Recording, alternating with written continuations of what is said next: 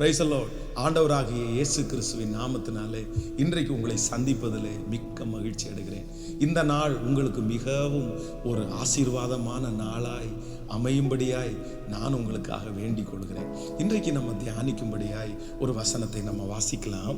லூக்கா எழுதின சுவிசேஷம் 5ஆம் அதிகாரம் 2வது 3வது வசனத்தை வாசிப்போம். அப்பொழுது கடற்கரையிலே நின்ற 2 படகுகளை கண்டார். மீன் பிடிக்கிறவர்கள் அவைகளை விட்டு இறங்கி வலைகளை அலசி கொண்டிருந்தார்கள். அப்பொழுது அந்த படகுகளில் ஒன்றில் ஏறினார். அது சீமோனுடையதாய் இருந்தது. அதை கரையிலிருந்து சற்றே தள்ளும்படி அவனை கேட்டுக்கொண்டு அந்த படவில் உட்கார்ந்து ஜனங்களுக்கு போதகம் பண்ணினார். ஆண்டவருடைய பிள்ளைகளே, இந்த இடத்திலே ரொம்ப அழகான ஒரு சம்பவம். ஆண்டவராகிய இயேசு கிறிஸ்து கடற்கரை ஓரத்திலே வருகிறார். அப்பொழுது அங்கே தூரங்களிலே நிறைய படகு இருந்தாலும் ஆண்டவர் இருந்த இடத்திலே ஒரு 2 படகுகள் இருக்கிறது. ஆனால் அந்த 2 படகுகளிலே ஒன்றை மட்டும் ஆண்டவர் தெரிந்து கொண்டு ஒன்றிலே ஏறி கர்த்தர் உட்காருகிறார். அப்போ வேதம் சொல்லுகிறது, அதில் ஒன்று சீமோன் பேதுருடையதா இருந்தது. அப்போ அந்த படவிலே ஏறும்போதே நான் நம்புகிறேன் 2 படவுகளிலே ஒன்றை கர்த்தர் தெரிந்து கொள்ளுகிறார். தெரிந்து கொண்டு குறிப்பிட்டு அப்படியும் எழுதுகிறார். அதில் அந்த ஏறின படகு சீமோனுடைய படகா இருந்தது. அப்ப எனக்குள்ள ஒரு கேள்வி எழும்பினது, ஏன் ஆண்டவர் பக்கத்தில் இருக்கிற அந்த படகுல ஏறி இருக்க கூடாதா? இன்னொன்னும், இந்த படகுல ஏறிட்டு இந்த படகு சீமோனுடையதா இருந்தது என்று ஸ்பெசிஃபிக்கா ஏன் ஆண்டவர் எழுதுறார் அப்படின்னு நான் தியானிக்கும் போது ஆண்டவர் என்னுடைய இருதயத்திலே பேசினார்.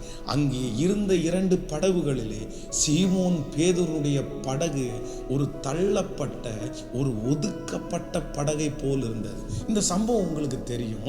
ராம் முழுதும் பிரயாசப்பட்டு ஒன்றுமே அகப்படாமல் இந்த படகை கொண்டு வந்து சீமோன் பேதுரு இப்பொழுது கரையிலே நிறுத்தி இருக்கிறார். நான் நம்புகிறேன் இந்த கரையிலே நிறுத்தி இருக்கிற படகுக்கு ஒரு 3 விதமான தன்மை.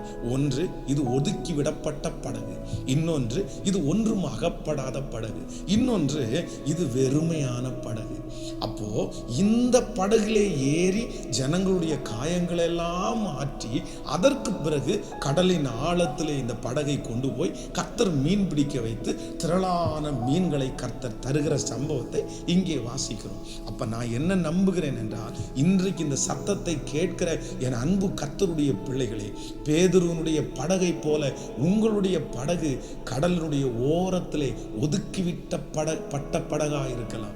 ஒருவேளை ஒரு வெறுமையான படகாய் உங்களுக்கு இருக்கலாம். நிரம்பாத படகாய், ஒரு காலியான படகாய் உங்களுடைய வாழ்க்கை இருக்கலாம். நிறைய பேர் உங்களை ரிஜெக்ட் பண்ணி, நிறைய பேர் உங்களை ஒதுக்கிவிட்டு இது இனி எதற்கும் பிரயோஜனமே படாது என்று அப்படிப்பட்ட சூழ்நிலையிலே இந்த சத்தத்தை கேட்டுக்கொண்டிருக்கலாம்.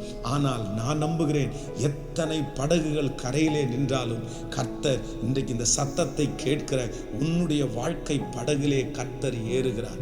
அந்த வெறுமையான படகுதான் அவருக்கு வேண்டும். அந்த ஒதுக்கிவிட்ட படகுதான் அவருக்கு வேண்டும். அந்த காலியான படகுதான் அவருக்கு வேண்டும். அவர் உங்கள் படகிலே ஏறுவாரையானால் நான் நம்புகிறேன், சீக்கிரமாய் உங்களுடைய படகு நிரம்பி வழியும். நீங்கள் அநேகருக்கு பிரயோஜனமாய் மாறுவீர்கள். ஒதுக்கப்பட்ட உங்களை கர்த்தர் தெரிந்து கொள்ளுகிறேன் என்று இன்று வாக்கு கொடுக்கிறார். நான் உங்களுக்காக ஜெபிக்கிறேன். பரலோக பிதாவே, இந்த சத்தத்தை கேட்கிற உம்முடைய பிள்ளைகளுக்காய் ஜெபிக்கிறேன். யாரெல்லாம் மனிதர்களால், சமுதாயங்களால், சொந்தங்களால் ஒதுக்கி விடப்பட்டிருக்கிறார்களோ அவர்கள் ஒவ்வொருவரையும் தேடி போய் நீர் அந்த படவிலே ஏறி அவர்கள் நிமித்தமாய் மகிமைப்பட போகிறதற்காய் நன்றி அப்பா. இன்று திருமண நாளை காண்கிற, பிறந்த நாளை காண்கிற உங்க பிள்ளைகளை ஆசீர்வதியும். உங்கள் பிள்ளைகள் செய்கிற சகலவற்றிலும் இன்று கர்த்தருடைய கரம் கூட இருக்கட்டும். உங்க பிரசன்னம் நடத்தட்டும். இயேசுவின் மூலம் ஜெபம் எடுக்கிறோம் நல்ல பிதாவே. ஆமென், ஆமென். God bless you. ஆண்டவர் உங்களை ஆசீர்வதிப்பார்.